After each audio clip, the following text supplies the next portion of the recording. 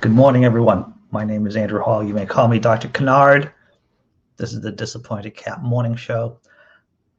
It's Friday. I hope you're all doing well. I woke up. I got some work done. I just found out I'm like really behind on stuff. So I was trying to type and do work. But enough about me. Let's talk about Richard Spencer. Who is Richard Spencer? He is the poster child for the alt-right, the super white, this guy, the official punch the Nazi guy. He was the center of so much controversy within the secular community, the atheist community, and whether or not it's okay to hit a Nazi or not. Well, he's now on trial. It's a civil trial. He's in the trouble bubble, and he's acting as his own lawyer. This is the story. The link to the story is in the description below. A judge cut off Richard Spencer 3 times during his opening statement at the Charlottesville Unite the Right trial. Oh, it's such a shame that he got cut off 3 times. It's almost as if Richard Spencer, and this is just my editorializing before we actually get into this story, it seemed to me like Richard Spencer thought he was on a YouTube video and he was just going to like do a Jordan Peterson and do a Gish Gallop and I'm just going to say words and no one's there to moderate me. Well, Mr. Spencer, in a court of law, there is a moderator, the judge. Let's check out the word salad Spencer was trying to spew. A federal judge cut off white nationalist Richard Spencer 3 times as he gave his opening statement Thursday at the civil trial for the organizers of the deadly 2017 Unite the Right rally. I don't know if you forgot that concert, everyone. It had great songs like Deutschland, Deutschland, über alles, and of course, Blood and Soil remix. Of course, I'm making a joke there. There's nothing, well, it was serious business, right? People died, tiki torches, Nazis marching, all for supporting white nationalism and Confederate statues. Spencer is one of the 25 defendants in a civil lawsuit brought against the organizers of the Charlottesville, Virginia rally, where James Alex Fields Jr. deliberately drove his car into a group of counter-protesters, killing Heather Heyer and injuring 35 other people. The plaintiffs in the case are a group of 9 Charlottesville residents and counter-protesters who were injured in the car attack and other instances of violence at the 2-day rally. The plaintiffs allege in a lawsuit that the Unite the Right organizers conspired to incite violence and are seeking compensatory and statutory damages for their injuries caused to them. I don't know if you can notice right there that there's an errant period in between injuries and caused. Being a blogger myself, it always makes me feel good inside when someone else from a legitimate media source, they make grammatical errors. Spencer is representing himself at trial because he can't pay attorney fees, according to the Associated Press. Oh, so horrible that Richard Spencer is falling on hard times. His star, once shone bright in the sky of white supremacists and the MAGA crowd, but no longer. During Spencer's opening statement, Judge Norman K. Moon first cut off the white nationalist when he said that he had never been arrested in relation to violence at the rally.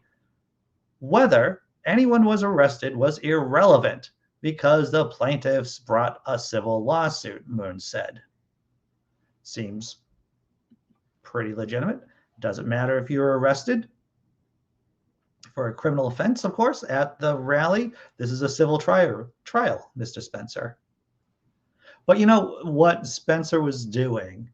He probably knew that. However, he was trying to get into the heads, into the minds of jurors, right? And into, and speaking to his own base as well as to the press. It's like, look, I did nothing wrong. I was never even arrested. because Spencer knows that what's important is to get your message out there and get it out there first. Once these memes, once these ideas get into people's heads, it's very difficult to get them debunked.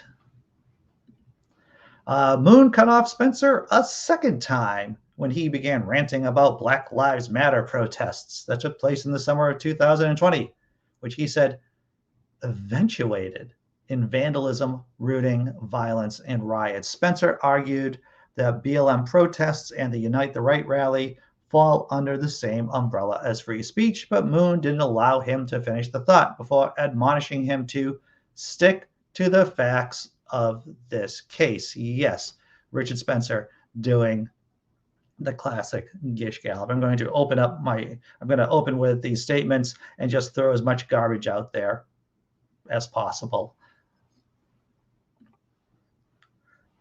Okay. The third, Moon interrupted Spencer for a third time when the white nationalists started talking about what implications he thought his case would have on the concept of justice. We're not sending a message here, Moon told Spencer. The question is, do the claimants prove what they must prove to hold the defendants liable? And this is what all, or at least debates here on YouTube should be like. There should be a strong moderator. We talked about this before, everyone. There should be a strong moderator telling people, hey, stay in your lane. Stick to the topics. Because when you do that, when you have good moderators, then these lunatics can't have their way. Karen Dunn, an attorney for the plaintiffs, appointed to text and Discord messages between the defendants that said that they were forming an army and ready to crack skulls as evidence that they organized the rally with the goal of inciting violence in Charlottesville. Dunn noted a particular text message exchange between Spencer and Christopher Cantwell, a white nationalist who was convicted on assault charges related to the rally. In the exchange, Cantwell said he was willing to risk a lot for the cause, including violence and incarceration, but said he wanted to check with Spencer to see if it was worth it. Spencer responded, "It is, at least for me," Dunn told the jury. Spencer argued in his opening statement that he shouldn't be party to the suit, claiming he didn't take part in organizing the rally, but he did tell somebody that it was okay to commit violence, that the situations required, that it was okay. It was okay to go out and commit acts of violence at the rally. Oh, Richard Spencer, the writing's on the wall, sir. You're going to be in the poorhouse for so long. What's up, Big Zebra? I'm checking out the chat right now. What do you guys think? Do you think Richard Spencer is going to get sued into the Stone Age? I think he is. I think he's in the process of getting sued into the Stone Age. He's going to be found guilty. And I don't know. The next time we're going to see him is on an episode of Celebrity Boxing. Do you remember Richard Spencer? He was that guy who did that thing, that racist stuff. And now he's on Celebrity Boxing getting punched out by some TikTok star, by some TikTok influencer. What's up, Simply Secular Dave? Hope you're doing well. Big Zebra, glad to see that you're here, sir. Broadcasting onto Facebook this morning, too. I don't think I can see Facebook comments in the chat here. You'd have to come over to YouTube for that, everyone. Laughing in Disbelief is the YouTube channel, of course. I didn't know cats liked, well, that cat does in the thumbnail. That cat loves bubble tea and watching Richard Spencer squirm. What's up, Grant Farmer? John Hudson, pleasure to see you here. And Tesla Ranger, good morning. Church of Heretics, Jimmy Lou. Jimmy Lou and I have a couple of projects working together on the burner. Got a couple of them. All right, Dr. Mordecai, good morning. Oh, hey, I'm glad you could make it too. Scott Duke, glad that you're here. Yes. Charlottesville riot was terrible and violent, but I hear the homosexual group sex was spot on. Really A-list stuff. Thank you, Big Zebra, for the commentary. 5 stars. That was a great Yelp review, by the way, for the group sex event with the white nationalists there. Yeah, definitely. What's up, Dee Parks? John Hudson, I'm trying to look at your, oh, you have an upside down mask for an app. Very interesting. John Hudson, caught my eye there. All right, we should get back to work, right? We should get back to work because there are things to be done here on the Disappointed Cat Morning Show. We're already 10 minutes into it. This show lasts for about 25 minutes. Then we do the open room after party for atheists, humanists, and progressives. We talk about anything and everything. We talked about iridium, the toxic iridium layer yesterday, amongst other interesting topics. Island dwarfism, too. You never know where the conversation is going to lead, everyone. All right. Global climate change. I got some 101. I'm going to drop the 411, the information, so you get the basic 101, the basic class, the basic course on what's going on in Glasgow right now. It's not Glasgow. It's not like a cow microphone. It's Glasgow, I believe, as I understand the pronunciation of that city in Scotland. All right, I'm going to share with you a video. If you're not really sure what's going on with climate change and this meeting, here's a primer. All right, so I'm going to hit some buttons. And the name of this video I'm about to share with you, from Paris to Glasgow, making sense of climate jargon. Jargon, I don't know if it's jargon. Jargon makes it sound like it's kind of silly. All right, I'm going to mute my mic so you don't have to hear the horrible sounds.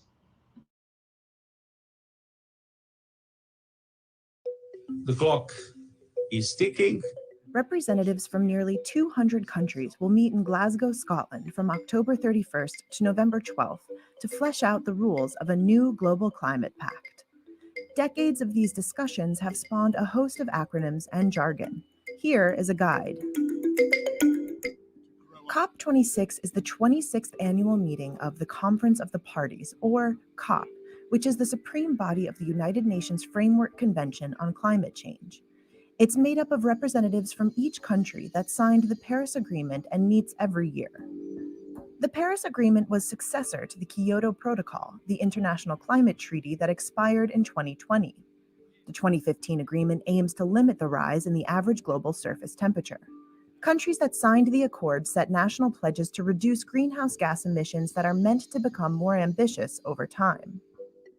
The Paris Accord legally bound its signatories collectively to limit greenhouse gas emissions to keep the temperature rise well below 2 degrees Celsius, around 3.6 degrees Fahrenheit this century.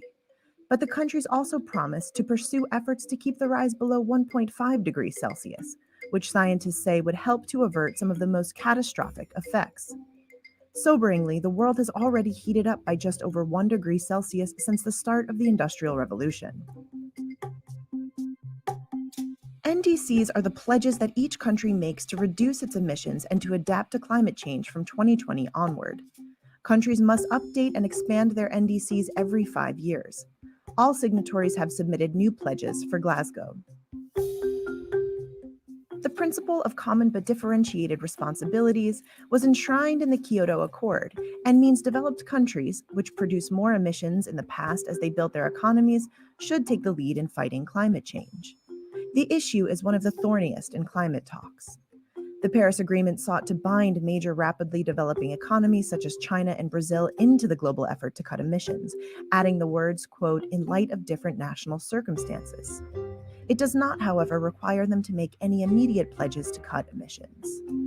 Richer countries agreed in 2009 to contribute $100 billion together each year by 2020 to help poorer countries adapt their economies and lessen the impact of climate-driven severe weather events. In 2015, they agreed to extend this goal through to 2025, but the target has yet to be met. For perspective, a U.S. Energy Department official estimated that the U.S. alone needs to invest $1 trillion a year to meet its new climate targets.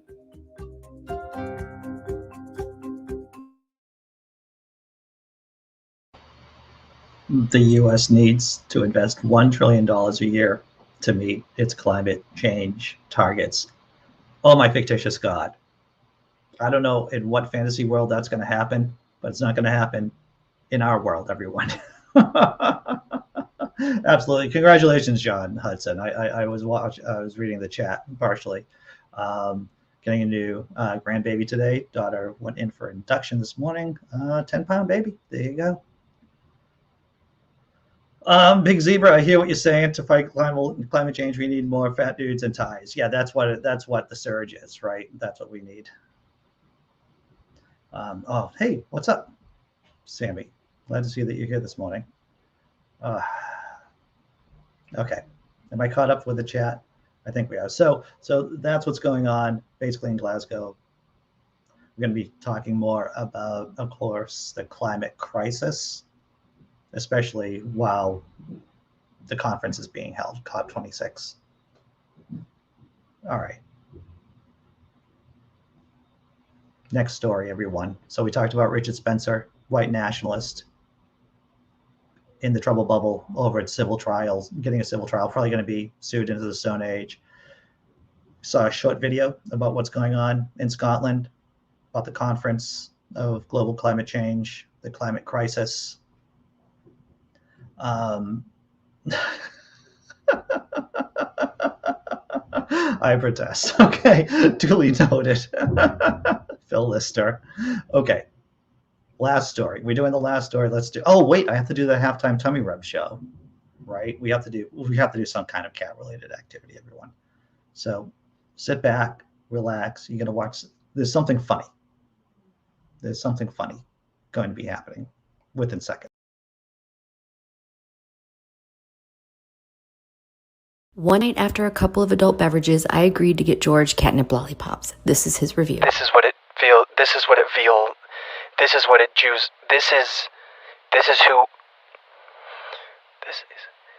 what it juice like to feel this.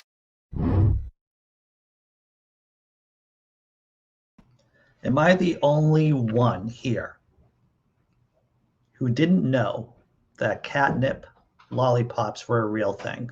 Are you aware you can't stop the stream?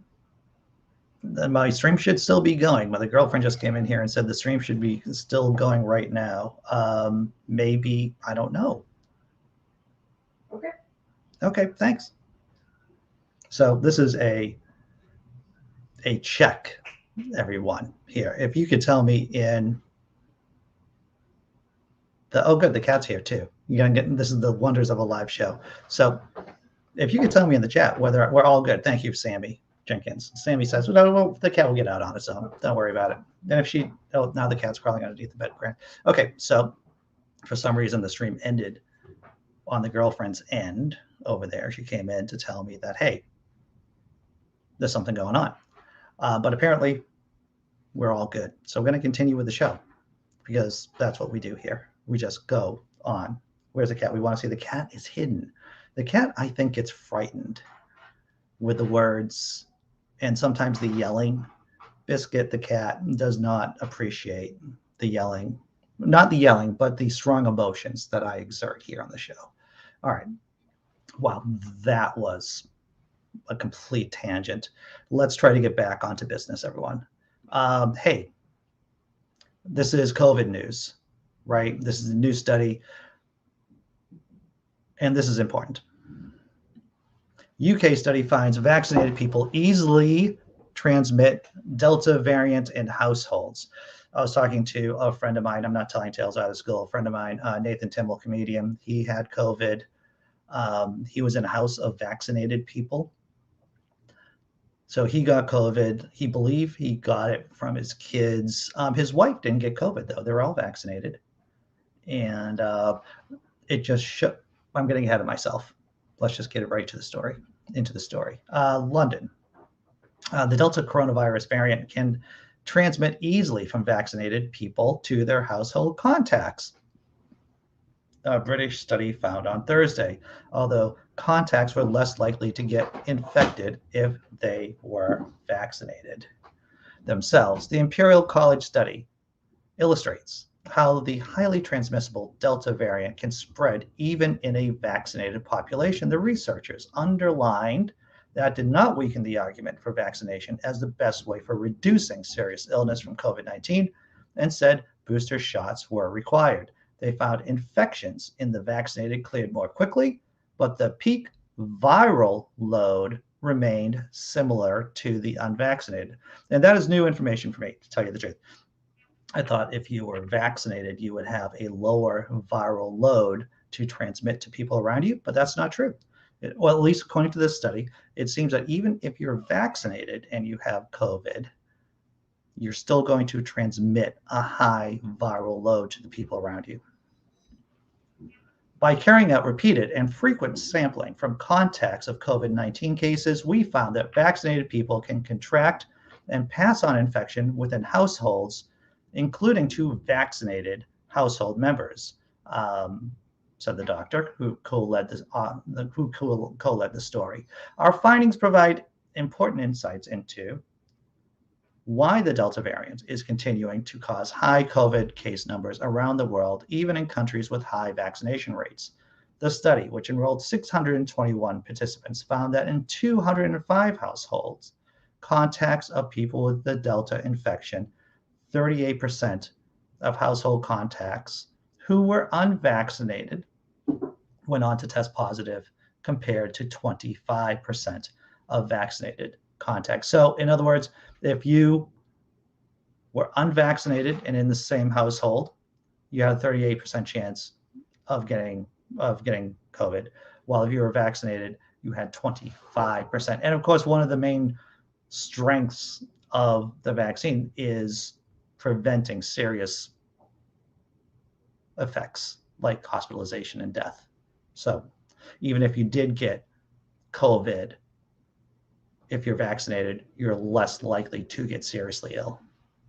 Vaccinated contacts who tested positive for COVID-19 on average had received their shots longer ago than those who tested negative, which the authors said was evidence of waning immunity and supported the need for booster shots.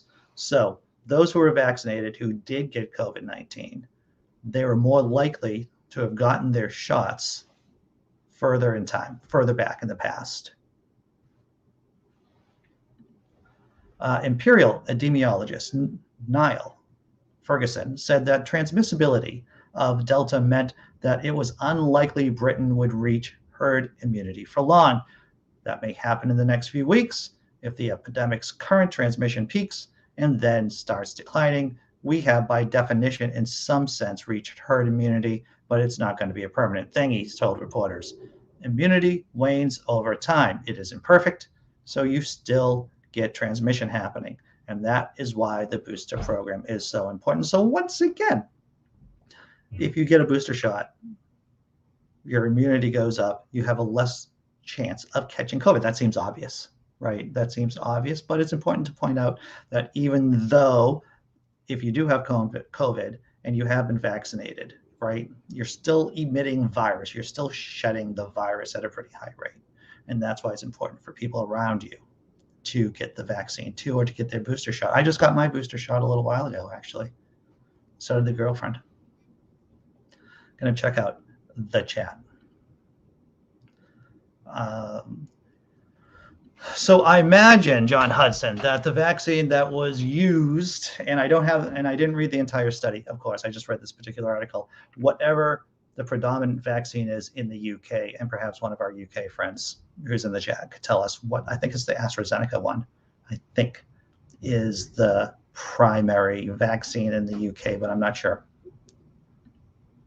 You see it here. Thank you, Tobin. Dr. Mordecai, some cats on catnip think they are tigers. Oh, wow. Yeah. I never heard of catnip lollipops before. I think I have to get Biscuit a catnip lollipop. I'm going to have to take a look for that. All right, everyone. It's already 24 minutes into the show. We had some diversions here with the cat and the girlfriend and chaos. But thanks for holding on with me. Thanks for showing up. I'm going to show you something funny.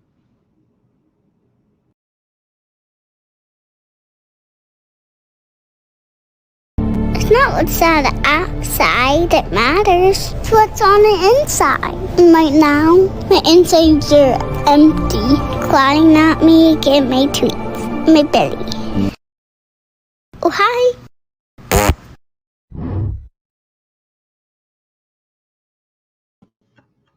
Okay, everyone. Thanks for that. Was hilarious. I mean, a cat video, and then there's a fart at the end too. How is that not comedy gold, microphone? How is that not comedy gold? All right. Thanks everyone for showing up. Once again, there's no ads on this channel. So if you could throw a couple of shekels in, that'd be fine. Become a YouTube member, become a patron. Once again, the after party after shows at 9:30. We can talk about anything you want to. Wide range of topics typically held. And hey, I should say that I made a new product for my online store. In case you want to buy it, as Christmas is coming up, the holidays. Here it is. It's silly. Comes in mugs, shirts, whatever. So that is the most amount of advertising you'll ever see, is like maybe 1 second of me showing a product I just made. There's a link in the description below in case you actually want to purchase it with a discount code. But thanks again. Hopefully I'll see you at 9:30. If not, I'll see you on the other side of the weekend. Take care.